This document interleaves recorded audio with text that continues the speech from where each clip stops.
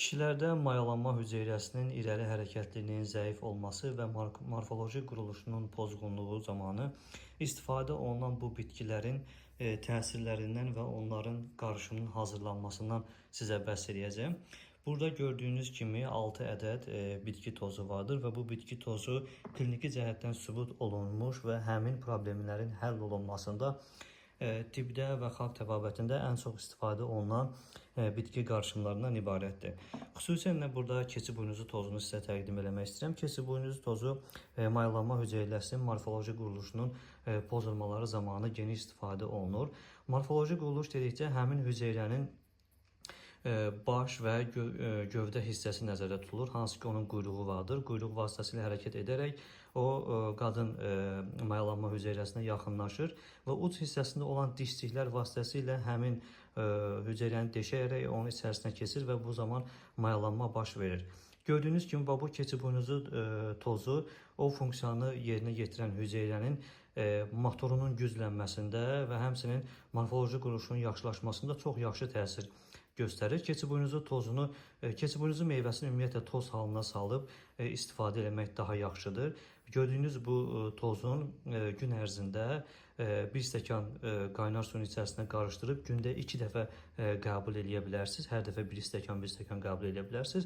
Və yaxud da ki, keçi buynuzu doşabını almaqla, keçi buynuzu doşabının içərisinə bu tozu əlavə eləməklə hər axşam yatmazdan əvvəl bir xörək qaşığı miqdarında keçi buynuzu doşabını bir stəkan ilıq suyun içərisinə tökürsünüz, qarışdırırsınız və üzərinə biraz da limon damcılatmaqla istifadə edirsiniz və yaxud da ki, gördüyünüz bu vasitələrin hamısını bal və ya keçi buynuzu doşabı içərisinə qarışdırmaqla məzun formasında istifadə etmək mümkündür. İkinci təqdim edəcəyim bir vasitə bu Hindistanda ən çox istifadə olunan və morfoloji quruluş və irəli hərəkətliliyi həm də ki sayının artması baxımından ən çox istifadə olunan bitkilərdən biridir. Buna safed musli deyirlər, ağ musli bitkisi adlanır. İlahi bir bitki də deyirlər buna və bunu balla qarışdırıb içirlər. Və həmçinin bunu suyun içərisinə qarışdırıb içmək də mümkündür. Hər iki halda təsiri çox yaxşı görülür. Üçüncü bir bitki isə bizim dəmirtikan dediyimiz, lakin elmi adda Tribulus terristes adı ilə tanınan bir bitkidir. Dəmirtikanın tikanlarının üdülmüş tozundan ibarətdir.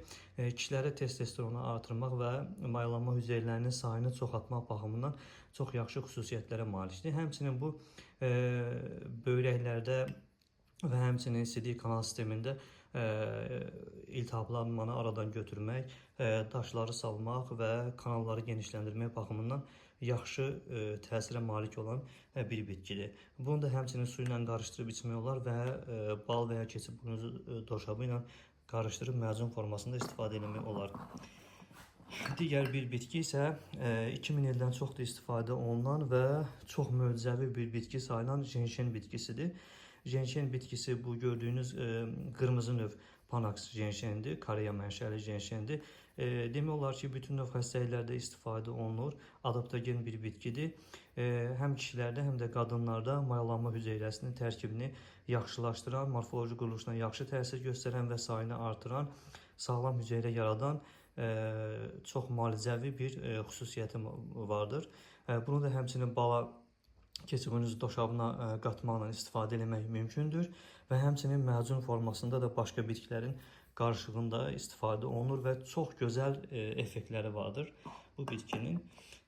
Digər bir bitkimiz isə maka bitkisidir. Maka Peru mənşəli bir bitkidir. Peru jenşendə deyirlər buna. Enerji vermək baxımından çox yaxşıdır. Həmçinin mayalanma hüceyrələrini yaratması baxımından yaxşı təsir göstərir. Həm sayını çoxaldır, həm irəli hərəkətliyini artırır, həm də ki morfoloji quruluşuna nisbətən təsir göstərə bilir. Ən çox hüceyrənin motor enerjisi kimi tanınır bu. Çünki hüceyrənin irəli hərəkətliyini təmin etmək üçün çox yaxşı xüsusiyyətlərə malikdir. Suyun içərisinə qatmaq da mümkündür. Bal və ya keçi buynuzu doşabı ilə qarışdırıb tək və ya mərcun formasında istifadə etmək də mümkündür. Digər bir bitki isə kişilərdə testosteron artırmaq baxımından dünyada bir nömrəli bitki olan, bitkilər arasında bir nömrəli bitki olan Tognat ali bitkisidir. Tognat ali bitkisi kişilərdə testosteron artırır. Məlumunuz olsun ki, kişilərdə testosteron kişilərin həyat hüceyrəsi adlanır. həyat enerjisidir. Yəni testosteron aşağı olan kişinin heç bir fəaliyyəti kişi fəaliyyətinə uyğun gəlmir. Ona görə də kişini kişi kimi formalaşdıran onun testosteron hormonudur və bu bitki həmin hormonların ifrazında çox yaxşı təsir göstərir. Hüceyrə sayının artmasında və onun sayının çoxalmasında, irəli hərəkətliliyində çox yaxşı effekt göstərir. Bu hormon elə bir hormondur ki, yorğunluğu azaldır, enerji verir və canlılığı artırır. Bu bitkinin acı bir dadı vardır. Bunu suya qatmaqla içmək olur. Həmçinin bunu dəmlənmiş formada da içirlər. Buna Malayziya jenşeni də deyirlər, Toqnatali bitkisinə. Dəmlənəndən sonra çox acı bir dadı vardır və hətta yerli xalq deyir ki, bu nə qədər acı olsa, bunun təsiri sən demək bir o qədər güclü olurmuş. Ona görə də dəmlənib içiləndə, acı formada olanda hər hansı bir narahatçılıq yaratmamalıdır. Və sizə növbəti ən gözəl bir vasitəni təqdim edirəm. Çox gözəl bir vasitədir bu. Hətta bunu tək istifadə edəndə belə yaxşı effektini görmək olur. Həm say artırmaqda, həm morfoloji quruluşun düzəldilməsində, onkoloji xəstəliklərdə yorğunluğun aradan götürülməsində, qadın xəstəliklərində, kişi xəstəliklərində istifadə oluna biləcək çox möcüzəvi bir bitkidir bu. Bu xurma polonidi deyirlər buna. Erkək xurma ağacının bir növ mayalanma hüceyrəsi deyilir. Mən mayalanma hüceyrəsi deyəndə siz ümid edirəm ki, bilirsiniz mən nəyə nəzərdə tuturam. Sadəcə olaraq videonun kəşfiyyata düşməsi üçün o sözdən istifadə etmirəm ki, məhdudiyyət yaranır, amma siz başa düşürsünüz mən hansı hüceyrəni nəzərdə tuturam.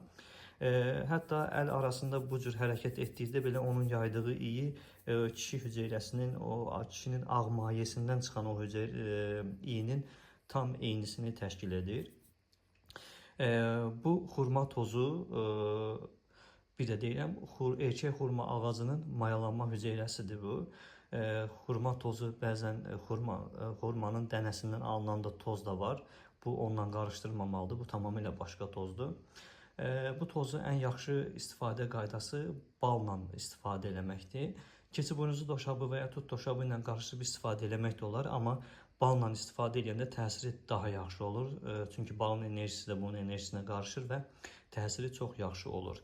Bir çox xəstəliklərin müalicəsində istifadə olunur, amma biz bunu ən çox kişilərdə mayalanma hüceyrəsinin sayının artmasında, həmçinin qadın hüceyrələrinin sayının artmasında çox uğurla istifadə olunur. Bəzən bədəndə bədxassəli şişlərin qarşısını almaq üçün də istifadə oluna bilən bir bitkidir. Bitki tozudur bu. Gördüyünüz bu vasitələrin hamısını bizdən əldə edə bilərsiniz və həmçinin bunların hamısını istifadə müddəti 3 aya qədərdir. Orqanizmə fərqli olaraq müsbət təsir edə bilər. Müsbət təsir nəyi nəzərdə tuturam? Yəni 1 aya da təsir edə bilər, 2 aya da təsir edə bilər. Amma ən yaxşı istifadə müddəti 3 aydır. Çünki kişi mayalanma hüceyrəsinin tamamilə yenilənməsi 72-76 gün arasında baş verir. Ona görə də həmin gün müddətində bunların məzun formasından istifadə eləmək daha yaxşı nəticə göstərir. Bəzən olur ki, irəli hərəkətliliyin qarşısını alan bir vasitə də həmin hüceyrələrin bir-birinə yapışması olur. Bu yapışma da bakteriyanın nəticəsi ola bilər. Təbii yolla o bakteriyaları aradan götürmək üçün zəncəfil, darçın və bu tipli vasitələrdən havlıcan kökünün üyüdülmüş tozundan da istifadə olunur. Onlar dəm formasında dəmləyib içmək daha yaxşıdır. Çünki dəm formasında dəmləyib içəndə onlar sidik qovucu bir təsirə malik göstərir və bütün bədənin keçdiyi yollarda olan mikrobların atılmasına çox yaxşı təsir göstərir və həmçinin hüceyrənin enerji fəaliyyətini yüksəltmək üçün istifadə olunan L-karnitin də var, arginin də var, C vitaminidir, Y vitaminidir. Bunlardan da mütləq istifadə olunmalıdır. Məsələn, Y vitaminini qarşılamaq üçün gündə ən azı bir ovuc semiska tumu, təmizlənmiş semiska tumu istifadə oluna bilər. Sink ehtiyatını qarşılamaq üçün bir ovuc balqabaq tumu istifadə oluna bilər.